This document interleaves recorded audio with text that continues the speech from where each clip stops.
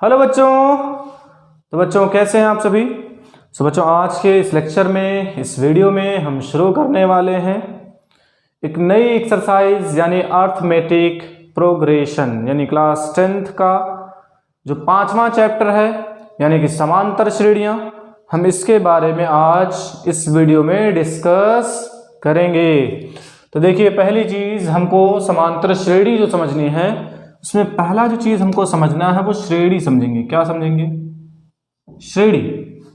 तो श्रेणी को पहले जानेंगे, फिर श्रेणियों के बारे में जब जान लेंगे तब हम उसके बाद किसके बारे में जानेंगे? समांतर श्रेणियों के बारे में। अभी देखिए, जैसे यहां पर हमने कुछ नंबर्स लिख दिए हैं, दिख रहा है आपको? नंबर्स लिखे गए हैं, यहां पर लिखा है 5, 10, 15, 20 यानी 5, 10, 15, 20 एंड डॉट डॉट डॉट। इसी तरह से फिर दिया 7, 11, 15, 19, 23 एंड डॉट डॉट डॉट, मतलब आगे भी नंबर हैं। और यहाँ पर देखिए 1/1, कामा 1/2 और कामा 1/3, इस तरह से हम बढ़ते हुए चले गए हैं। तो देखिए श्रेणियां हैं कैसे। देखिए जैसे पहला नंबर है, हमने लिखा 5, फिर 10, फिर 15, फिर 20। तो अगला आप अनुमान लगा के बता सकते हैं क्या होगा? जल्दी बोलिए। अगला होगा 25। क्या होगा? 25। इसमें देखिए 7, 11, 15, 19, 23। अगला क्या होगा? 27। 27 ना, 4 4 जोड़ रहे हैं। चलिए ठीक है। आगे देखिए इसमें 1/3, तो ये आ जाएगा अंतिम में 1/4 तो 1/5 आ गया। यानी अगर क्या करते हैं आप इस श्रेणी को जब देखेंगे तो आप अनुमान लगा करके बता सकते हैं कि हाँ अंतिम या अगला नंबर यही चीज आने वाली है। तो अभी हम क्या देखते हैं, ये तो हमने पता लगा लिया कि चलिए ये सारी की सारी श्रेणियां हैं या इसमें हम नंबर अनुमान लगा करके बता सकते हैं। लेकिन अब जो चीज़ें हमको समझनी है यहाँ पर वो ज़रूरी है कि श्रेणियाँ तो सारी ही हैं, इसमें समांतर श्रेणी कौन सी होगी? तो ये जो बीच वाली यानी नंबर 2 पर जो श्रेणी है इसको हम कहेंगे समांतर श्रेणी। क्यों समांतर श्रेणी इसको कहते हैं? यानी एपी यानी अर्थमेटिक प्रोग्रेशन। इसलिए इसको समांतर श्रेणी कहेंगे क्योंकि इसमें कुछ रीजन है। ठीक है ना, इसका रीजन अभी हम बता रहे हैं। पहला तो ये कि सर ये भी तो श्रेणी, ये भी श्रेणी, लेकिन समांतर श्रेणी इसी को क्यों कह रहे हैं? इसका जो कारण है अभी हम जानेंगे। वैसे ये भी तो हैं श्रेणियां। जैसे हम श्रेणी जो पढ़ते हैं, हम पढ़ते हैं समांतर श्रेणी, गुणोत्तर श्रेणी, हरात्मक श्रेणी। ठीक है ना, तो ये सारी श्रेणियां आप कहाँ पढ़ेंगे? क्लास 11th में आपको मिल जाएगा। लेकिन अभी हमको केवल यहाँ पर देखिए मार्क कर दिया, अभी हमको केवल क्या करना है? अभी हमको यहाँ केवल समांतर श्रेणी के बारे में ही जानना है। तो हम इसी को जानते हुए चल रहे हैं। तभी जानते हैं समांतर श्रेणी होती क्या है। पहले इसको लिख लेते हैं। 7 है, 11 है, 15 है, 19 है, 23 है। ऐसा लग रहा है सब्जी बेच रहे हैं। चलिए देखिए समांतर श्रेणी, तो अभी क्या करेंगे? इसमें पता लगाते हैं। चलिए शुरू करते हैं। देखिए इसमें पहले कुछ चीज़ें जानना जरूरी है, जैसे प्रथम पद, इसी तरह से द्वितीय पद, फिर उसके बाद तृतीय पद, फिर उसके बाद चतुर्थ पद, इसी तरह से आगे बढ़ते हुए चले जाते हैं। तो अगर आप इसको देख पा रहे हैं तो बताइए इसमें प्रथम पद क्या होगा? ये 7 होगा। ठीक है ना, इसमें क्या होगा? 11 होगा, इसमें क्या होगा? 15, यहाँ पर 19। तो हम हमेशा क्या करते हैं? प्रथम पद को या तो ए से या A1 से डिनोट करते हैं। ठीक है ना, ए से या A1 से डिनोट करते हैं। इसी तरह से द्वितीय पद को A2 से, तृतीय पद को A3 से, चतुर्थ पद को A4 से, आगे आएगा तो हम ऐसे ही नंबर बढ़ाते हुए चले जाएंगे। A4 के बाद 5, 6, 7। ठीक है, ये चीज़ हमको पता चल गई। अब यहीं से हम जानते हैं सार्वअंतर। इसको सार्वांतर पूरा जब इसी का जोड़ देंगे तो ये पूरा सार्वांतर हो जाता है। इसको हम कहते हैं कॉमन डिफरेंस। क्या कहते हैं? Common difference. अभी देखिए कॉमन डिफरेंस हमने देखा है, तो हम ये निकालते कैसे हैं? तो ये इसका सूत्र होता है D = A2 - A1। अब ये A2 जरूरी नहीं कि A2 मतलब वही, यानी यहाँ पर हम क्या कर सकते हैं? इसको लिख सकते हैं AN+1। अगर हम यहाँ n लेते हैं तो ये हो जाएगा n+1 और यहाँ पर हो जाएगा केवल n। ठीक है ना, यानी n+1 का मतलब क्या है? जैसे हम पहला पद अगर निकालना, पहले में हमको D1 निकालना है। जैसे n बराबर कितना लेते हैं? 1, तो यहाँ पर हो जाएगा D1+1 और यहाँ पर माइनस में A1। तो D1 के लिए क्या हो जाएगा? A2 - A1, तो यहाँ से D1 कितना आ जाएगा, हम 11 में से किसको घटा देंगे, 7 को घटा देंगे तो D बराबर आ जाएगा 4। मतलब क्या करते हैं, अगर D निकालना हो तो हम, अगर D1 निकालना मतलब पहले के लिए अगर निकालते हैं तो यहाँ हम क्या करेंगे, दूसरे वाले पद में से पहले को ही माइनस करेंगे। जनरल सी बात है, यहाँ पर भी 15 में से 11, 19 में से 15 और 23 में से 19 को माइनस करेंगे तो यहाँ निकालते जाइए। D2 कितना आएगा, ये भी 4, D3 कितना आएगा, ये भी 4, D4 कितना आएगा, ये भी 4, आगे भी निकालेंगे तो भी 4 आएगा। यानी कि यहाँ पर क्या हो रहा है, जो D का मान आ रहा है हम निकाल रहे हैं उसको, तो हर बारी क्या आ रहा है, बिल्कुल सेम नंबर मिल रहा है हमको। तो अगर हर बार सेम ही नंबर मिलता है तो हम इसको कह सकते हैं कि जो श्रेणी दी गई है किसमें है, AP में। अब तो बात समझ में आ गई होगी कि श्रेणी समांतर श्रेणी क्यों कहेंगे। श्रेणियाँ तो सारी होती हैं लेकिन समांतर श्रेणी क्यों, क्या क्या होती है, उसकी एक खासियत है, ठीक है ना।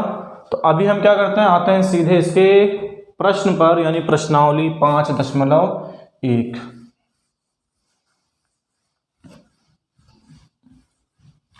जान लीजिए थोड़ा सा इंट्रोडक्शन था। अब इंट्रोडक्शन पे देखिए पहले में जो प्रश्न दिया गया है उसको पहले लिखते हैं, फिर बढ़ते हैं आगे।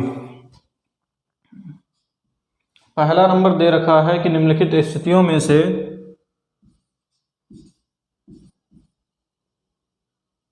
निम्न है, ठीक है ना। अब देखो यहीं पर ये प्रश्न हमको दिख गया। अब प्रश्न में क्या करते हैं, हम जो जो चीज़ें दी गई हैं उनके अनुसार क्या करते हैं, हल करते हैं। क्या करते हैं, हल करते हैं। चलिए मिलाते हैं। तो पहला चीज़ कि ये हमको बताना है कि AP में है कि नहीं है। तो हम क्या करते हैं, जो चीज़ें दी गई हैं, जैसे प्रथम किलोमीटर का किराया या पहले किलोमीटर का किराया,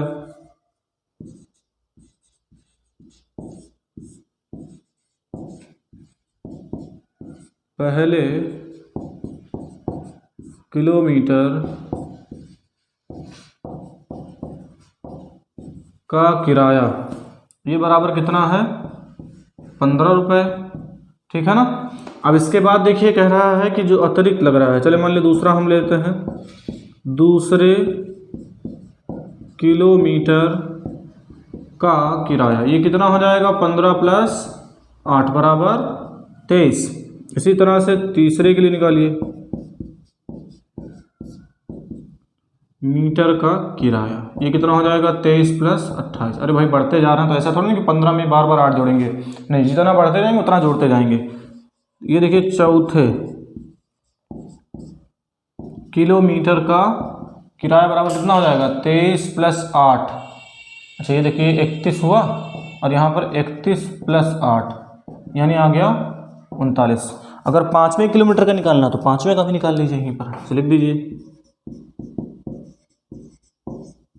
5वें किलोमीटर का किराया ये कितना हो जाएगा, 39 और कितना आ रहा, 8 ना, तो हो जाएगा 47। 39 + 8 सही बोल रहे हैं ना, 47, हाँ 47। अभी क्या करना है, यहाँ पर हम देख रहे हैं कि जो A1 अगर हम इसको मान लेते हैं, इसको A2, इसको A3, ये मान ले A4, ये मान ले A5, तो हमको देखना है कि अगर समांतर श्रेणी है तो सार्वंतर उनका हमेशा कितना आना चाहिए, मतलब सेम आना चाहिए। तो आओ निकालो, देखो D बराबर A2 - A1 ये बराबर 8 ही आएगा। D2 बराबर ये हो जाएगा 31, यानी A3 होता ना, A3 - A2, तो 31 - 23 ये भी बराबर 8। D3 ये 39 - 31 बराबर 8। यहाँ पर D4 47 माइनस कितना, 39 ये भी बराबर 8। तो चूंकि हम देख रहे हैं कि जो हमारे पास श्रेणी है, कौन सी श्रेणी बनी हुई है, ये बना है 15, 23, 31, 39, 47। ये किस में है, AP में है। क्यों AP में है, क्योंकि D देखो हर बार क्या आ रहा है, सेम आ रहा है। तो इस आधार पे आप कह सकते हैं कि देखिए श्रेणी किस में है, AP में है। बहुत ही आसान चीज़ें हैं जिनको आप क्या कर सकते हैं, बस आसानी से समझ सकते हैं, बहुत ज़्यादा मुश्किल चीज़ नहीं है। यहाँ पर हमको क्या पता होना चाहिए, बेसिकली हमको पता होना चाहिए A और D के बारे में। और जब आपको A और D के बारे में पता होगा तो फिर आप क्या कर सकते हैं, बहुत ही आसानी से उसको निकाल सकते हैं। जैसे A यहाँ पर हमको पता था प्रथम पद, द्वितीय पद, तृतीय पद सब पता था, यहाँ से डी निकल रहा है, डी भी निकल गया। अब चूंकि डी का मान क्या आ रहा है, हर बारी सेम आ रहा है, इस आधार पे हम कह सकते हैं कि ये जो श्रेणी दी गई है ये एपी में है, यानी समांतर श्रेणी है। बात समझ में आ रही है कैसे लगाना है? अब देखिए इसमें यहां पर जो प्रश्न दिया गया अगला दूसरा नंबर, उसको अब बताते हैं हम कि दूसरे में क्या है। ठीक है, चलिए दूसरा समझते हैं।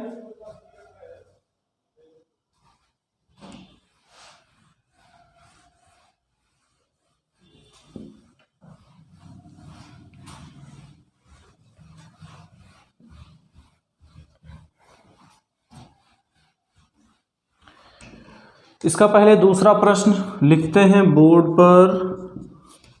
क्या है दूसरा प्रश्न कि किसी बेलन में उपस्थित हवा की मात्रा। कोई मान लिया बेलन है,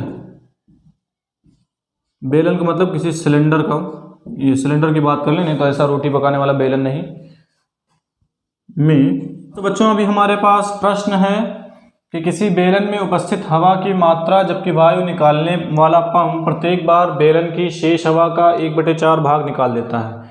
अब इससे हम क्या करेंगे, एक श्रेणी बनाएंगे और ये पता लगाएंगे कि श्रेणी किसमें है, एपी में है या नहीं। तो अभी क्या करना हमको, पहले हम मान लेते हैं कि माना,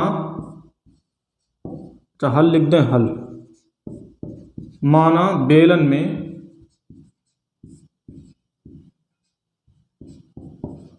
में क्या कह रहा है, हवा की मात्रा, हवा की मात्रा। चाहे तो आप 100 मीटर क्यूब कर लीजिए, सेंटीमीटर क्यूब कर लीजिए, या 100, या अंक हम ऐसे रहने देते हैं। इसको हम मान लेते हैं प्रथम पद, या आप लोग यहाँ चाहें तो यक्स मान सकते हैं। ठीक है ना, हमने नंबर लिया आसानी के लिए। देखिए मान लें कि अभी कितना उसमें 100 मीटर क्यूब या सेंटीमीटर क्यूब, जिस हिसाब से भी माना जाए, उसमें दी गई हवा की मात्रा। तो अभी क्या कह रहा है कि 1/4 भाग बार बार, हाँ हर बारी क्या होता है, निकल जाता है। तो पहले लिखेंगे खींची गई हवा,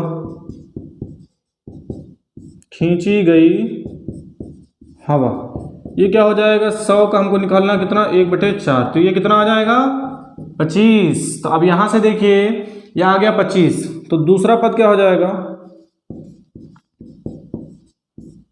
द्वितीय पद ये क्या हो जाएगा, ये द्वितीय पद बराबर हो जाएगा 100 - 25, क्योंकि 25 और 1/4 निकलना है, तो ये आ गया 75। तो अभी देखो 75 का भी 1/4 निकालो, खींची गई हवा कितनी होगी, जितना बच रहा, शेष जितनी बच रही है उसका हमको क्या निकालना है, 1/4 भाग। तो खींची गई हवा लिखिए, खींची गई हवा, फिर कितना हो जाएगा, 75 का 1/4, यानी यह आ जाएगा 75/4, इतना ही ना।